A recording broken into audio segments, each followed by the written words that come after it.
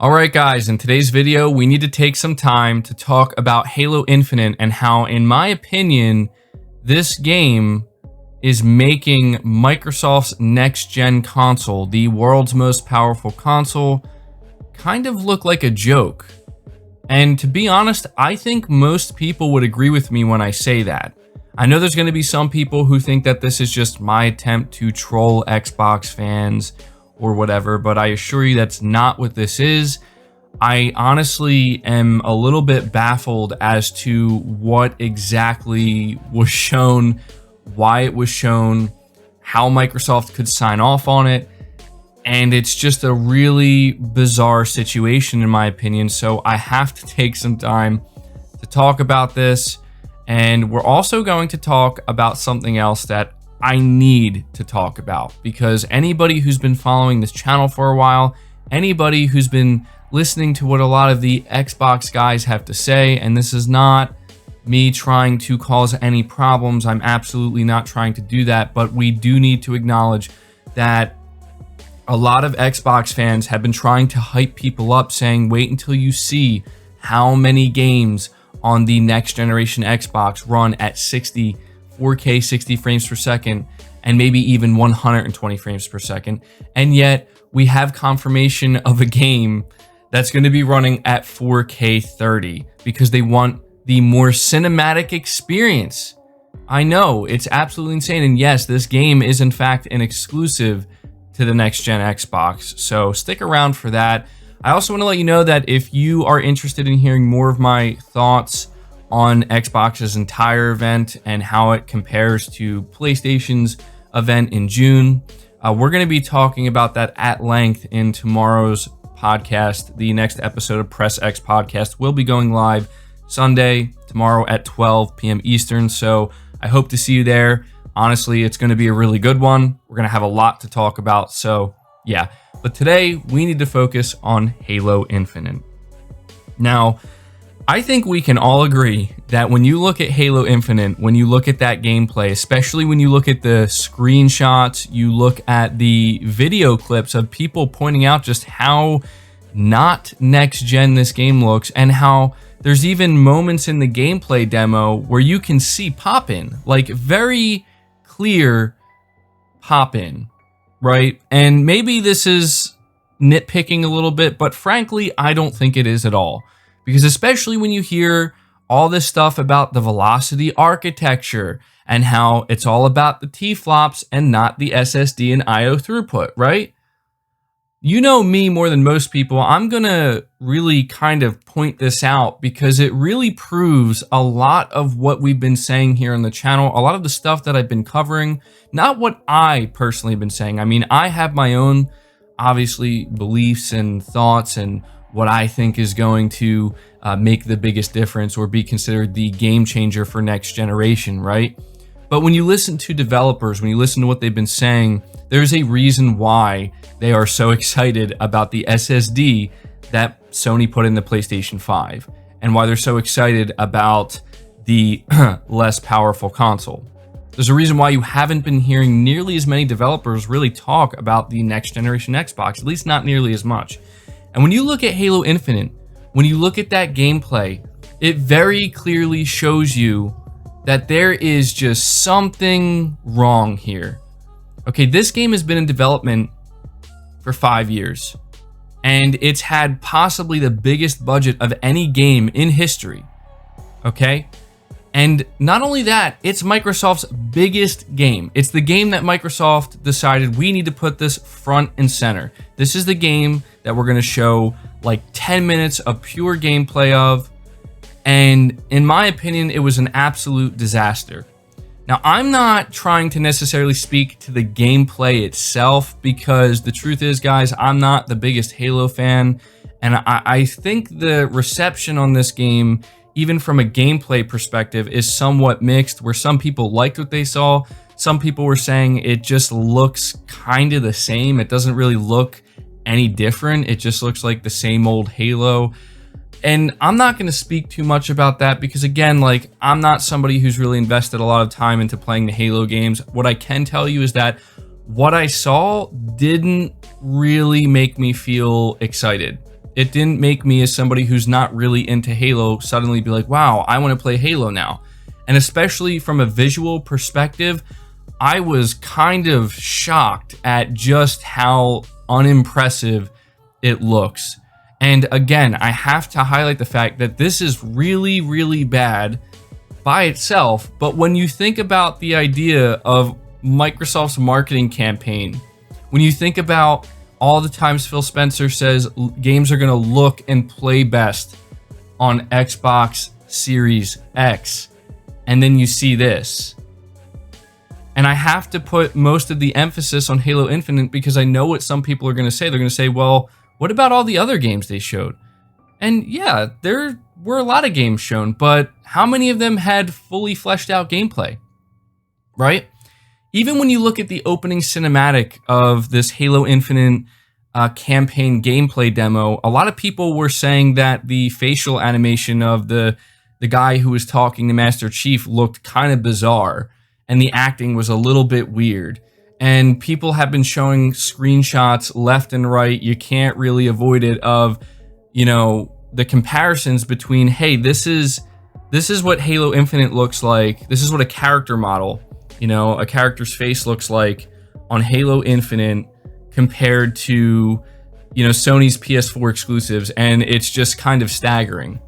When they zoomed in on that one dude at the end, I don't even know the name of the character. I guess he's the bad guy of the game. And they zoom in on his face. Not only was that moment a little bit cringy for me because I'm like, this is kind of weird. But you notice like the lack of detail in his face, right? And even when you watch it in 4K, it doesn't really do much. Like, yes, the resolution is higher and it is nice that it's at 60 FPS, but I mean, it's really bad. Like, I'm trying hard not to go overboard here, but it's really bad. And what makes the situation worse, there's two things.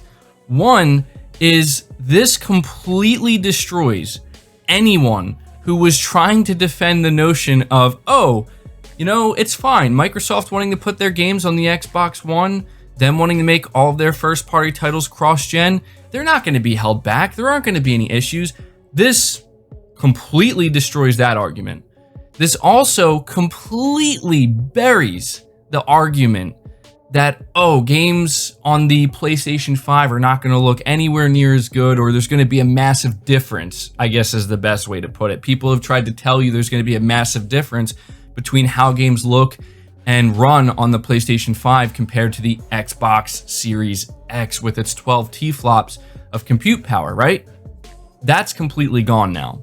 All this is out the window because you cannot defend it anymore. You saw it for yourself.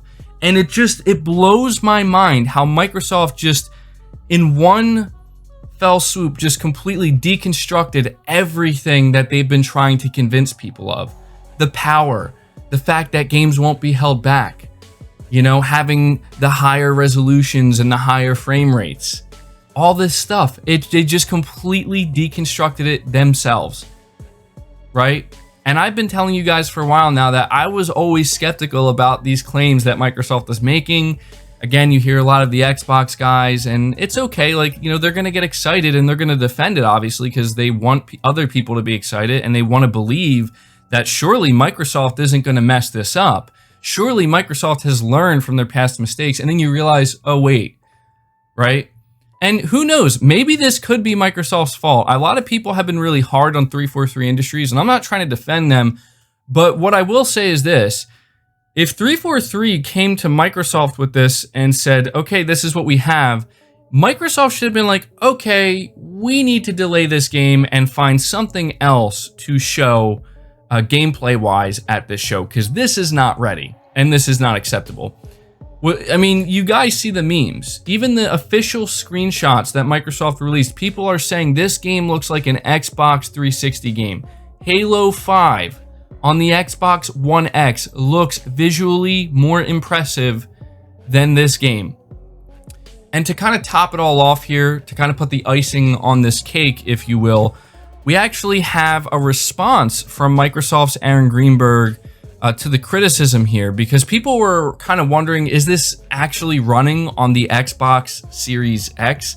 Because if so, this is extremely disappointing. It turns out it was running on PC. That in it of itself isn't necessarily that bad. It is disappointing in my opinion though, because it's like, look at the way Sony handled it, where they made sure that the only stuff they were going to show was all running on a PlayStation 5. None of their stuff was running on a PC. They just made sure it's on a PS5, okay? Because in my opinion, if you're trying to sell people on this console, you got to make sure that what they're seeing is actual representative of what they're going to be getting. And so it says here, the Halo Infinite demo debuted during last night's Xbox Game Showcase, and apparently it's a work in progress build running on PC with equivalent specs of the next generation Xbox. In an interview with Inside Gaming, Xbox marketing GM Arron Greenberg responded to criticism about Infinite's graphics, saying, "Listen, we're in the middle of a global pandemic. It's July. We're far from launch and holiday. You're seeing a work in progress game." He continued by saying that the stream itself may be part of the response. It's very hard to show the full power and graphical fidelity of the Xbox Series X and what it will be capable to deliver for you over a stream. Go back and look at it in 4K 60, referring to the fact that the stream was delivered in 1080p. Okay, and it goes on to say here, that said, many have pointed to flat lighting and low resolution textures and official screenshots of the game, but Greenberg reiterated that the looks will improve. The other thing I'll say is it is a work in progress. I can tell you because we see build checks in every week and they make progress week after week. So between now and holiday, it's just going to get better and better. Not to mention ray tracing was not featured. Yes, that's right, guys. The big major feature, the big major advantage that the Xbox Series X was going to have over the PS5 is actually not featured in their biggest AAA game. No ray tracing. However, they did confirm it will be coming in a free update sometime after launch, because that's exciting, right? Guys, listen, this is a joke. I cannot put it any other way. I understand it's Arron Greenberg's job to defend this, and frankly, I'm not going to anticipate that he's going to come out and be like, yeah, that was pretty terrible, wasn't it? No, he's not going to do that, but these are excuses. These are straight up excuses that frankly, you don't hear the competition making, because they don't need to make these excuses, because there is no excuse. It's unacceptable. All right? I don't mean to go in so hard, but it's impossible not to, because this is something that, you know, as a PlayStation fan, the amount of people I've heard who are Xbox fans saying, we need to demand better. We need to point our fingers at Sony and say, you do better. And they've been going on and on about how Microsoft has listened.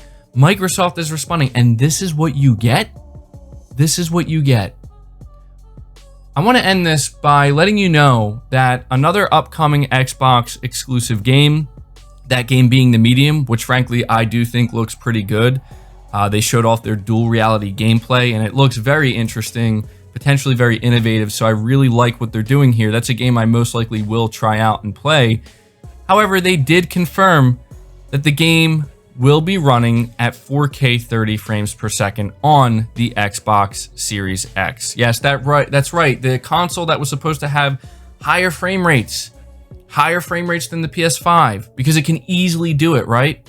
And it's really interesting because, if I'm not mistaken, they're coming out here and they're saying the reason why they're doing this is because they want it to have a more filmic look to it, right?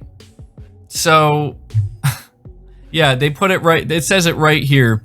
The Medium will come to both the Xbox Series X and PC at the end of this year, and as confirmed by the developer in the comment sections, the game will run at 4K 30 FPS on the Xbox Series X for both a cinematic experience and because of the rendering of the two worlds at the same time with limited to no loading. So that's a pretty good reason right there at the bottom. Like, the fact that they're rendering two worlds at one time, I think that's a pretty good reason as to why they couldn't hit 60 FPS. But there you go, cinematic experience. All these guys wanted to throw so much at us saying, oh, who wants to play PlayStation movies?